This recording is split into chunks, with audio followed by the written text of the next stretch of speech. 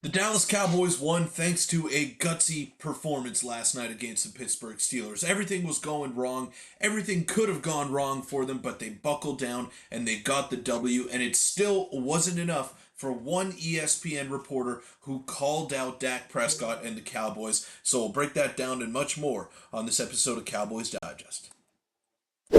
Welcome in, everybody, to Cowboys Digest. I'm your host, Peter Vryonis, and today we'll be breaking down the comments made by an ESPN reporter, former quarterback, who called out the Dallas Cowboys and Dak Prescott. But before we get into the video, I want to let you know that around 85% of you watching these are not subscribed. So go ahead, hit that sub button, and it helps me out a ton. We're almost at my goal of 1,500 subscribers, and it would mean the world to me if we can get there. So go ahead, do it. It's free, doesn't cost you anything, and it really does help me out a ton. So let's take a look here. Cowboys Nation isn't impressed with Dan Orlovsky at all. He's Stephen A. Smith Jr.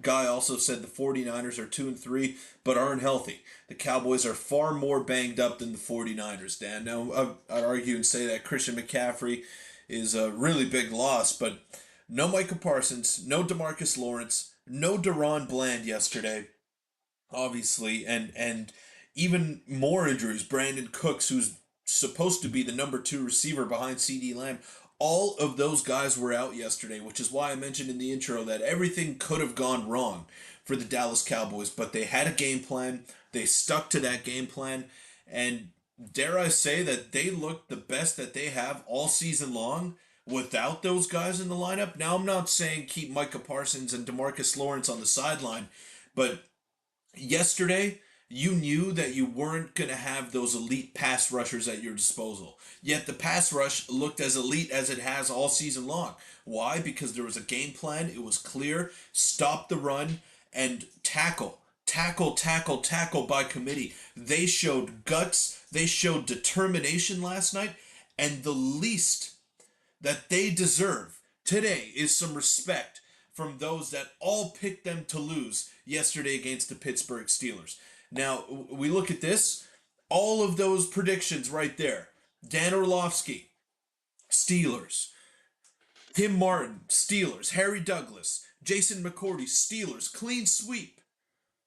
He just said that he's not impressed by the Dallas Cowboys. Someone showed Dan Orlovsky the Cowboys depth chart and who was on the field last night. How many teams are beating the Steelers on the road with their 5th and 6th string players? And this was a very predictable sort of reaction from the media.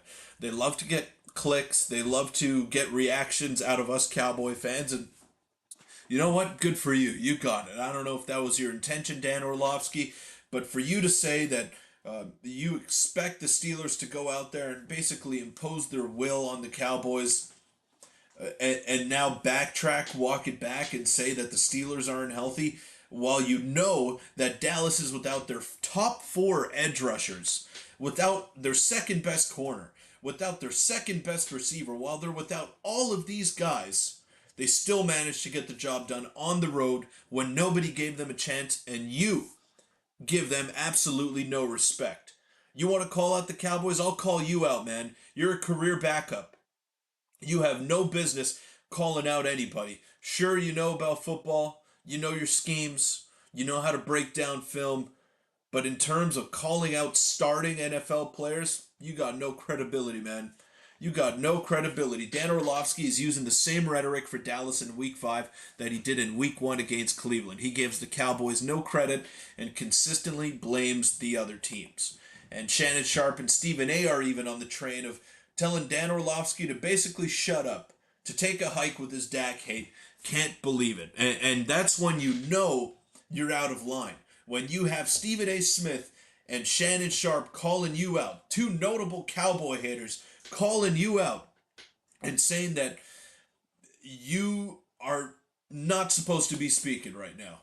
The Cowboys got a win, a very impressive win. They should have won by a lot more than 3 points, but here we are. A W is a W. They all count the same in the standings, and they're now 3-2 on the season after a couple of horrible back-to-back weeks against the New Orleans Saints and the Baltimore Ravens. Say what you want about this group. I don't think they're going to win a Super Bowl.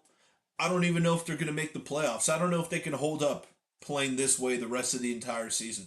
But what they displayed yesterday was guts, determination, and Mike Zimmer, you got to give him a hell of a lot of credit, as well as Mike McCarthy for some of those play calls. They showed, for lack of a better word, some cojones. They showed some cojones last night, and it was amazing to watch. This felt like a game that the Dallas Cowboys were going to lose because they kept shooting themselves in the foot. Penalties, turnovers in the red zone. This felt like a game that the Cowboys would lose, and it was a game that the Cowboys would lose for the better part of a decade now. They would always find a way to lose these kinds of games, especially on the road. But they're now 3-0 on the road. They've beaten the Cleveland Browns, the Giants, and the Pittsburgh Steelers away from home, and they're 0-2 at AT&T Stadium, a place where they've been so good for so long. So who knows? Maybe they could turn it around at home, and we'll be talking about another playoff appearance here. And again, that's where you make your money, but I was very impressed with what I saw yesterday. And one more thing here on Dan Orlovsky. Dan Orlovsky fighting for his life for Aaron Rodgers and had the nerve to say it's not my job to criticize Hall of Famers on TV as a former backup. Well, it's not your job to criticize any quarterback because clearly your quarterback play wasn't good enough to get you on the field. You were a bum, Dan Orlovsky. You were an absolute bum, which is why you were a career backup. But shout out to you. You made your money, and you're making your money now. You're a smart guy. But what you said today was totally stupid. To not give the Cowboys any credit and to be trashing Dak Prescott, saying he was terrible last night. He was not terrible last night. He made some bad mistakes, but the Cowboys do not win that football game without him. And they don't have a chance to win that football game unless he is alert and picks up that fumble that Rico Dowdle had after an amazing performance by Rico Dowdle. All the spotlight would have been on Rico for fumbling that football, then it would have all trickled down to Dak Prescott. The media is slimy, man. They're slimy. This is how they do it. They blame Dak Prescott for everything, and he's just supposed to keep his chin up and supposed to wear it all the time.